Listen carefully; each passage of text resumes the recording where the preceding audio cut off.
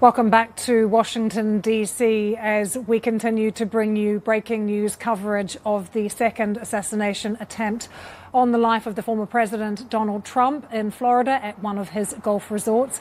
We've been talking to a range of experts who are still with us: Julia Manchester, Barry Donadio, and also Joseph Moreno, who is a former U.S. federal prosecutor and a national security analyst. Joseph, I could return to you now. How much do you think this second attempt on Donald Trump's life is going to have to change the calculation around protecting these big political figures? Well, I mean, Lucy, I think we have to see the reality here. I mean, this is a pattern that we can't let continue.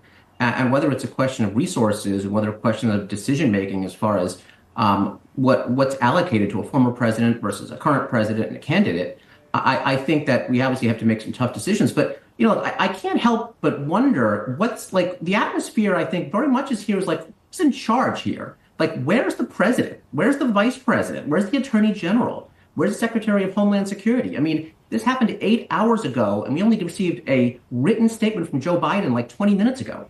Kamala Harris issued a tweet this afternoon. There's a very much a sense here that like no one's in charge. And so I think before we get into the tactical level of what's to be done, we need to take a step back and say, wait a minute, there doesn't seem to be anybody at control here. And with the absence of leadership, this is actually what happens.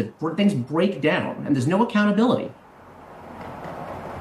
Can I bring you in on that, Julia? Because President Biden did say in his statement that he has just released in the past half an hour or so that Donald Trump, he would make sure that all the resources were available to protect the president. But what else have we heard from senior figures in the administration?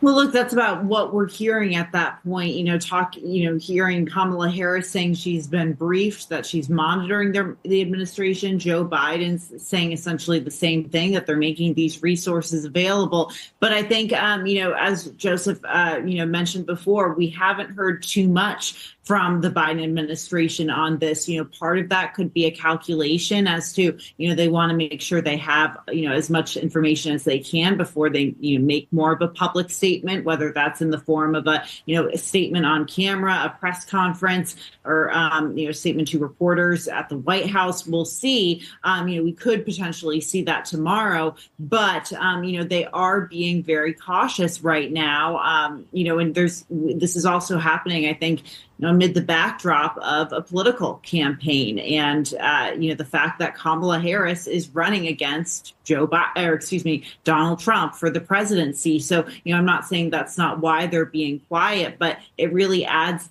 layers in this dynamic that we're seeing of Trump and, Republicans very much, putting this blame in a way on Democrats for their heightened rhetoric. That being said, we don't know the motive of this suspect at this moment. But at the same time, the Biden administration being very cautious, apparently, in how they're approaching this.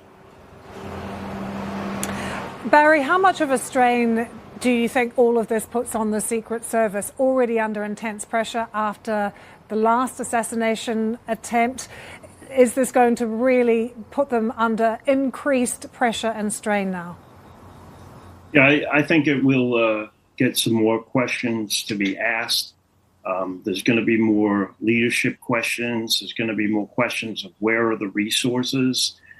We all have to understand that there is a difference between the sitting president and a presidential candidate and even a former president. They get different packages and different levels of security. But I think right now, at this moment in time in history, we now have to reevaluate, should all these candidates, including the president, all get the same presidential protective package? And I think that's probably going to have to be the answer. It's just too tense right now. We're at the most tense time in U.S. history that in my lifetime, as far as, democracy itself, being endangered because of conspiracy theories or one side believing one thing and the other side believing the other.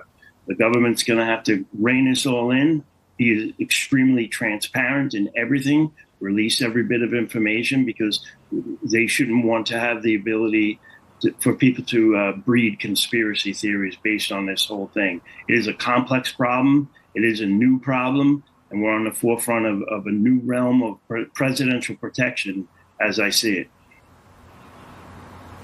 Joseph, Barry there was just raising the issue of conspiracy theories and the impact that they have and the extra level of vigilance that's required because of conspiracy theories. How concerning do you think it is that one of the bits of evidence that the FBI now have is this GoPro that was in the backpack, that the suspect clearly in some way intended to film what was happening and then perhaps use it for his own propaganda purposes?